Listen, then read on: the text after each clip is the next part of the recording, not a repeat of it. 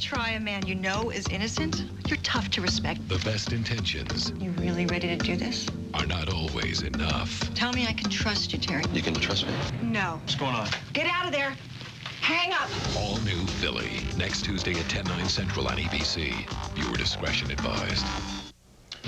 A construction accident on the Bay Bridge kills a driver and ties up traffic for hours. Investigators look to a local company for answers as to what happened. The news starts now.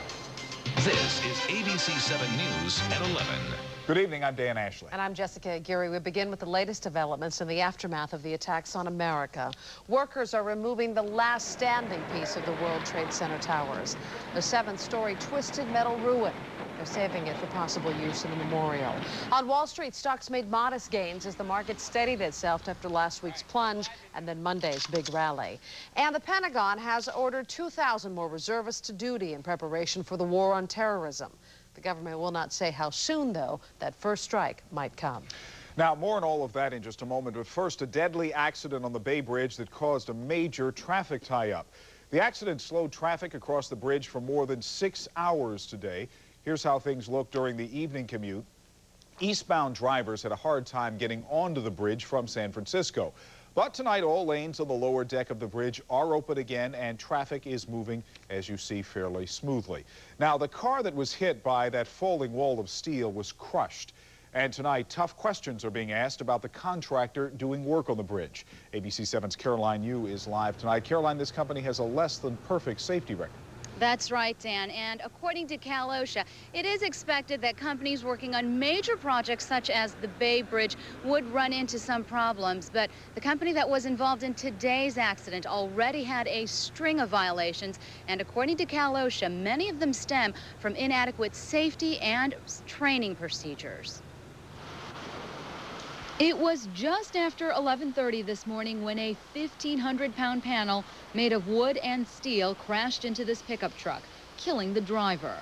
Workers repainting the Bay Bridge moved several panels on Sunday night. They were being temporarily held up with these C-clamps. I think that the fasteners gave way, which allowed that to fall into the lane and resulted in the tragic accident. Cal OSHA's Dean Fryer says even if other security measures were in place, C-clamps should not have been used. We're very concerned about the equipment on this job site and how it's secured, and we're going to be looking very closely at this. And OSHA has been looking closely at the contractor, Robeson Prezioso, or RPI, for several years. Since 1992, OSHA has recorded 5 accidents and 8 complaints against the company, including citations for lead exposure that resulted in fines of more than $168,000. Some RPI employees repainting bridges in the Bay Area had dangerously high lead levels. One worker had the highest lead level ever seen by a state official. OSHA says the company didn't issue the proper respirator in these cases. In another case, an employee fell from the Bay Bridge, suffering massive internal injuries. Officials say he and other workers were not wearing safety lines. There's some severe issues that they've been cited for in the past. So we do have some concerns with this company, and that's why we've been working closely with them.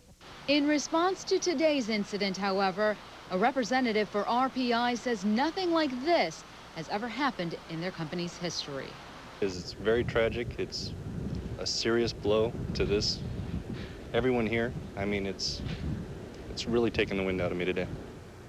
Now, work on the Bay Bridge was suspended following today's accident, and tomorrow morning, representatives from Caltrans and the contract company will meet to discuss when work may start up again. Reporting live in San Francisco, Caroline Yu, ABC 7 News. We have some breaking news to tell you about tonight. Authorities are investigating the death of a San Jose man who was in police custody. The victim died after a confrontation outside a McDonald's along Tully Road. Investigators say it began with a 911 call from a restaurant employee who said that a customer was creating a disturbance in the restaurant. Police say the man stopped breathing after officers tried to subdue him using what they call a non-lethal weapon called a rack restraint. That incident now remains under investigation. Turning now to the attacks on America, top White House aides are beginning to prepare the nation for a very long, drawn-out battle against terrorism, and the warning that it probably won't include the dramatic first strike so many people are expecting.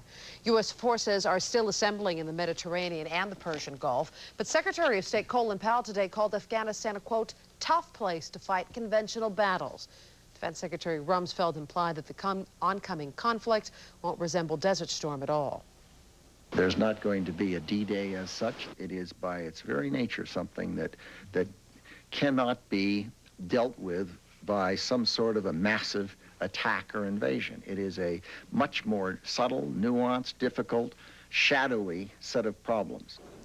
Afghanistan's Taliban leaders, meanwhile, today urged Washington to be wise and reconsider its call to arms. Well, we may be facing a new kind of war, but for those involved directly, it's the same old anxiety. Military families are on pins and needles to see what happens next. ABC 7's Eric Thomas is live at Travis Air Force Base in Fairfield tonight. Eric? And Dan, since the September 11th attack, aircraft from Travis Air Force Base have flown 6 humanitarian missions to the East Coast. Officials here won't say how many missions have been flown in support of actual combat preparations, but we do know that a couple of units have been activated and sent out, leaving worried loved ones.